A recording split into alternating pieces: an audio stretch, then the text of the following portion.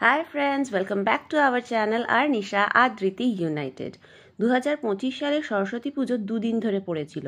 তোমরা সবাই জানো 2 তারিখ আর 3 তারিখ মানে 2nd আর 3rd ফেব্রুয়ারি। 2 তারিখ ছিল স্কুলের পুজো, তাই সকাল সকাল সেজে গুজে রেডি হয়ে নিয়েছিলাম স্কুলে যাওয়ার জন্য। কলেজের ম্যামদের দেওয়া এই গলার কানের সেটটা আর স্কুলের ম্যামের দেওয়া পার্সটা নিয়ে আমি রেডি হয়ে চলে গেলাম স্কুলে। স্কুলে যেতেই দেখি মেয়েরা গেটের সামনে খুব সুন্দর করে লিখে রেখেছে শুভ সরস্বতী পুজো। চলো এবার দেখাই ভেতরটা কি সুন্দর করে সাজিয়েছে। এই সব নৌকোগুলোকে স্টেপল করে এরকমভাবে লাগিয়েছে আর সবটাই কিন্তু হ্যান্ডমেড। অনেকগুলো আলপনাই ছিল, এই একটা আলপনাই ফাঁকা পেয়ে এটাই তোমাদের সাথে শেয়ার করলাম। মন্দিরের বাইরেটাও খুব সুন্দর করে সাজিয়েছিল। চলো এবার দেখিয়ে দিই স্কুলের ঠাকুর। এই হচ্ছে আমাদের স্কুলের সরস্বতী পুজোর ঠাকুর। সব কিছু হয়ে গেছে, অনেকটা লেট করেই পৌঁছালাম। তারপর ভোগ, খিচুড়ি, ফ্রাইড রাইস খেয়ে চলে আসলাম বাড়ি। পরের দিন মানে 3 তারিখ ছিল আমার শ্বশুরবাড়ি মানে পাল বাড়িতে সরস্বতী পুজো। অঞ্জলি দিয়ে চলে আসলাম আর্নিশা আর আদ্রিতিদের বাড়িতে, কারণ এবার ওরা কিন্তু বেশ বড় করে সরস্বতী পুজো করেছে আর অনেক দিন আগে থেকে আমাকে নেমন্তন্নও করেছিল।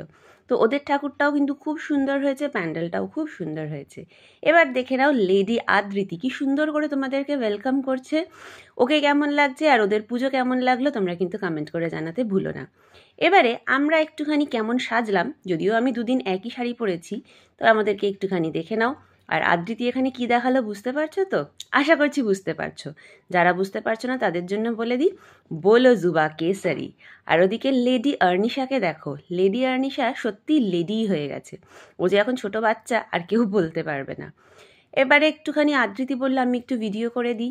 দিদা, দিদুন, দিদি, মাসি, পিসি, দাদু, দাদা, বাবা, মা যে কজনকে সামনে পেয়েছে সবাইকে কিন্তু খুব সুন্দর করে ভিডিওতে ক্যাপচার করেছে।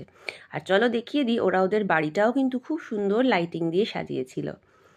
ছোট বাচ্চাদের সরস্বতী পুজোর মজাটাই আলাদা। আর যারা ইংলিশ মিডিয়াম স্কুলে পড়ে তাদের তো আর স্কুলের পুজো নেই, তাই বাড়ির পুজোটা যখন এত বড় করে হচ্ছে এটা ওদের জন্য ভীষণ স্পেশাল, ভীষণই অন্যরকম।